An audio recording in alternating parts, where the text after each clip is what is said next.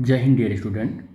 हम लोग डिस्कस करने वाले हैं इस लेक्चर में हार्मफुल इफ़ेक्ट ऑफ रेडिएशन। क्या होता है ये हार्मफुल इफ़ेक्ट ऑफ रेडिएशन, यानी रेडिएशन के हार्मफुल इफ़ेक्ट क्या होते हैं।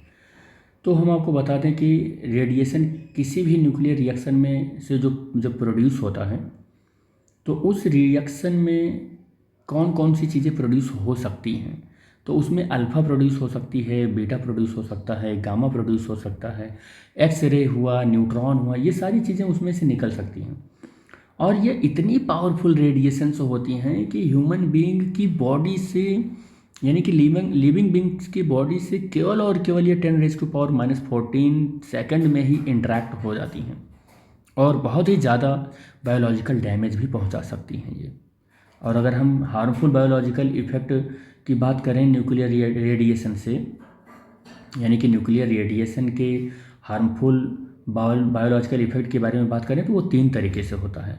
और पहला यहाँ पर हमने लिख रखा है कि शॉर्ट टर्म रिकवरेबल इफ़ेक्ट है, और दूसरा लॉन्ग टर्म रिकवरेबल इफ़ेक्ट है, और थर्ड है जेनेटिक इफ़ेक्ट है।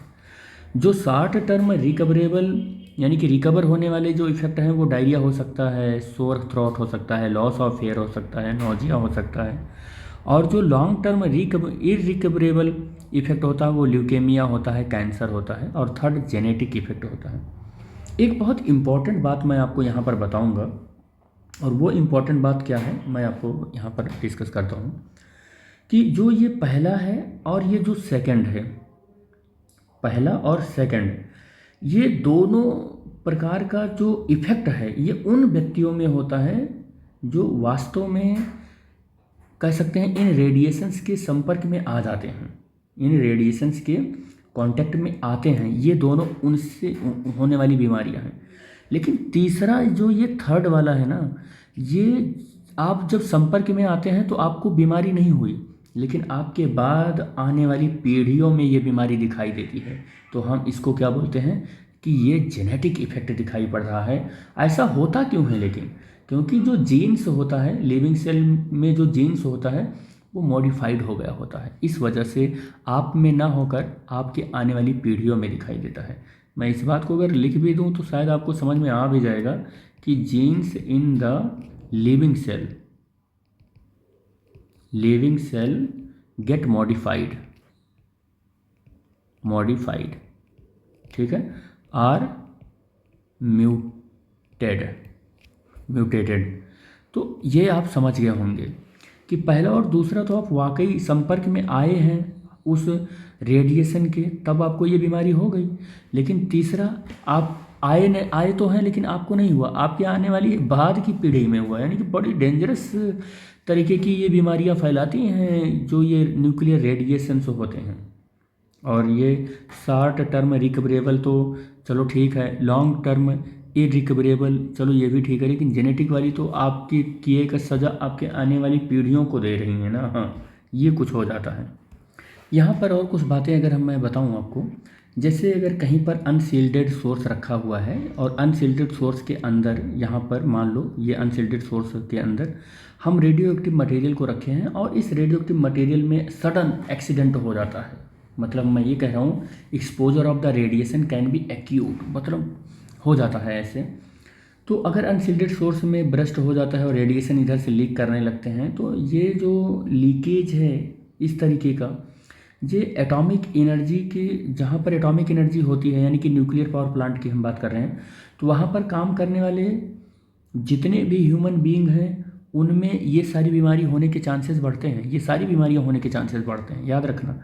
और कभी ना कभी तो ऐसा हो ही जाता है कि न्यूक्लियर रिएक्टर में काम करने वाला व्यक्ति इसके संपर्क में आ ही जाएगा, चाहे वो शॉर्ट टर्म रिकवरेबल इफेक्ट से जूझे, चाहे वो लॉन्ग टर्म से वो जूझे, या जेनेटिक से किसी न किसी मतलब इफेक्ट में वो आ ही जाता है। इस तरीके से क्यों आ जाता है? बिकॉज ऑफ कभी ना कोई लापरवाही हो ही जाती है कि आप 10 साल 15 साल उसी में गुजार रहे हो, तो कुछ ना कुछ ऐसा हो जाता है, तो ऐसा हो जाता है।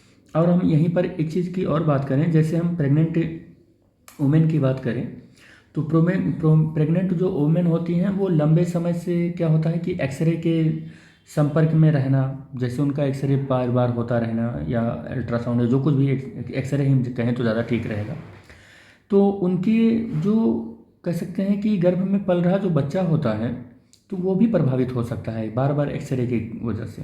और इससे 40% जो चांसेस होता है वो कैंसर होने का, और ट्यूमर, और जो कह सकते हैं कि नर्वस सिस्टम है उसका 50%, और ल्यूकेमिया का 70% तक का जोखिम बढ़ जाता है।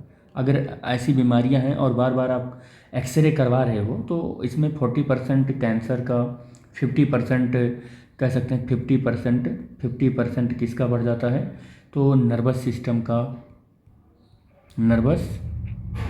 सिस्टम का या हम कह सकते हैं कि ट्यूमर का। और 40% किसका बढ़ जाता है, रिस्क ऑफ कैंसर हो जाता है, रिस्क ऑफ कैंसर का।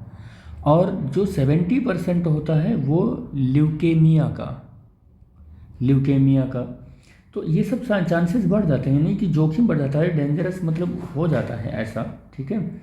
और आपकी बॉडी के ऊपरी हिस्से के एक्सरे के संपर्क में आने से जो थायराइड ग्रंथि को, मतलब थायराइड जानते होंगे, थायराइड ग्लैंड होता है, तो थायराइड ग्लैंड जो होता है और कैंसर, इस सब के चांसेस बढ़ जाते हैं। तो इस तरीके से आप जब कभी भी न्यूक्लियर रेडिएशन के संपर्क में आएंगे तो ये सारे चांसेस बढ़ते रहते हैं। तो और अगर मान लो एक्सरे के संपर्क से आने का, ये तो हमने आपको बताया रिस्क। मान लो कि आप कभी गामा रेज के एक्सपोजर के संपर्क में आ गए आप, तो उससे क्या होता है, तो उससे बॉडी के सेल डिस्ट्रॉय हो जाते हैं। बॉडी की क्या डिस्ट्रॉय हो जाते हैं, बॉडी के सेल डिस्ट्रॉय हो जाते हैं, यानी कि सेल ऑफ बॉडी ये डिस्ट्रॉय होने की टेंडेंसी बढ़ जाती है, डिस्ट्रॉय होने की टेंडेंसी बढ़ जाती है। ब्लड सेल, जो ब्लड के सेल होते हैं उसका इफेक्ट, उस ब्लड सेल्स पर इफेक्ट पड़ता है। गैस्ट्रो इंटेस्टाइनल ट्रैक, ये सब इफेक्ट बढ़ जाता है, होने के चांसेस बढ़ जाते हैं। Reproductive and hair cell, reproductive and hair cells, यहाँ सब चांसेस बढ़ जाते हैं खतरा होने के। और आपको बता दें डीएनए और आरएनए जैसे लिविंग सेल ऑल्सो को ये इफेक्ट पहुंचा देता है, यानी कि हार्म कर देता है डीएनए को और आरएनए को। ये हम किसकी बात बता रहे हैं, गामा रेडिएशन की बात बता रहे हैं। गामा रेडिएशन ये कर सकता है और एक्स रेडिएशन ये कर सकता है। तो आपने देखा कि मतलब ये जितने भी लिविंग सेल्स हैं उनके डीएनए आरएनए या बहुत सारी ऐसे नुकसान को पहुंचा सकता है गामा रेडिएशन। तो आप ऐसा भी कह सकते हैं कि जो अनचार्ज्ड न्यूट्रॉन है also cause the biological damage, वो भी क्या कर सकता है, आल्सो कॉज बायोलॉजिकल डैमेज। ये भी क्या है, अनचार्ज्ड न्यूट्रॉन जो है ये भी क्या कर सकता है, बायोलॉजिकल डैमेज ये कर सकता है, ठीक है, बायोलॉजिकल डैमेज ये भी कर सकता है, तो एक्सरे हमने बता दिया, गामा रेज भी बता दिया, न्यूट्रॉन भी बता दिया, और बीटा और अल्फ़ा तो आपको पहले से ही मालूम है कि क्या कर सकता है क्या नहीं, उन सबसे रिलेटेड कंबाइंड इफेक्ट सब आप जान चुके हैं। तो इस लेक्चर में बस हम लोग यहीं तक रखेंगे, मिलेंगे नेक्स्ट लेक्चर में जो कि होगा safety precaution while using the nuclear energy. और बड़ा इंपॉर्टेंट भी है ये जानना, क्योंकि अभी तक तो हम ये देखें कि सोर्स ऑफ हार्मफुल रेडिएशन क्या है, हार्मफुल इफेक्ट ऑफ रेडिएशन क्या है, तो अब हम ये भी तो जान लें कि प्रिकॉशन क्या है, भैया बचेंगे कैसे इन सब चीज़ों से, तो ये भी जानना बड़ा ज़रूरी है। तो thanks for watching the video, thank you, मिलेंगे नेक्स्ट वीडियो में नए टॉपिक के साथ।